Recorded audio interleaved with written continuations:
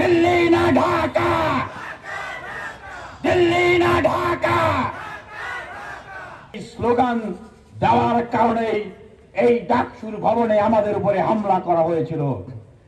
সেই স্লোগানের উৎপত্তি সেই 2019 সালের ডাকসু নির্বাচনের পরে আমরা ভারতের আগ্রাসী আধিপত্যবাদী নীতি NRC এর বিরুদ্ধে প্রতিবাদ করি।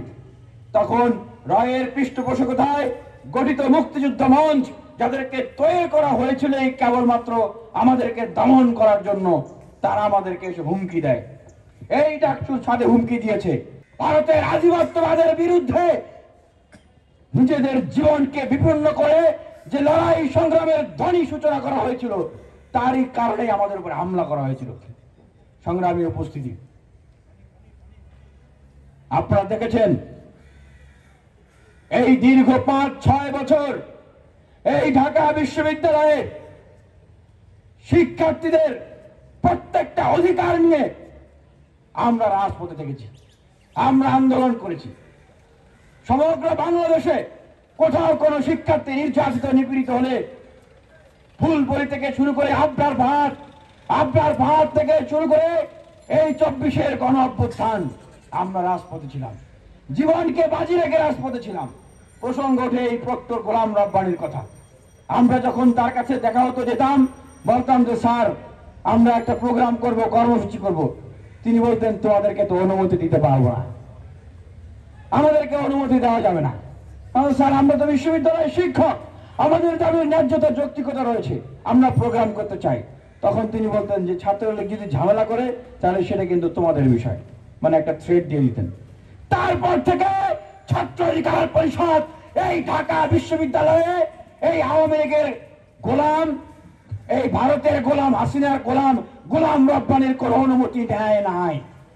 আমরা এই ঢাকা বিশ্ববিদ্যালয় প্রশাসনের অনুমতি ছাড়াই প্রোগ্রাম কর্মসূচি করেছি। প্রিয় উপস্থিতি, আমরা কতগুলো দাবি জানাচ্ছি।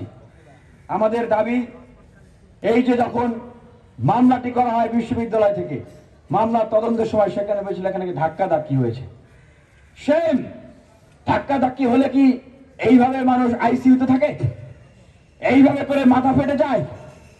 আমরা তীব্র নিন্দা জানাই। আমরা দাবি জানাচ্ছি ঢাকা বিশ্ববিদ্যালয়ের ইতিহাসে এই ঘৃণ্য প্রক্টর গোলাম রব্বানীকে বহিষ্কার করতে হবে, দৃষ্টান্ত স্থাপন করতে হবে যেন আর কোন শিক্ষক এই ধরনের কাজে যুক্ত না হয়। ছাত্রলীগের যে সন্ত্রাসীরা তারা হামলা করেছিল, আক্রমণ করেছিল, মুক্তিযুদ্ধ মঞ্চের যে সন্ত্রাসীরা হামলা করেছিল, আক্রমণে অংশগ্রহণ করেছিল, তাদেরকে দ্রুত গ্রেফতার করতে হবে। শিক্ষাঙ্গনে দৃষ্টান্ত স্থাপন হোক। আজকে অন্যায় করবেন, পার পাবেন না। আমরা বলেছিলাম, আমরা ডাকসুর সাবেক ভিপির সেই হুঙ্কার শুনেছি, সাদ্দামকে বলেছিল 25 বছর পরে হলেও আপনাকে কাঠগড়ায় দাঁড় করাবো। 25 বছর লেগেছে, 25 বছর লাগে নাই।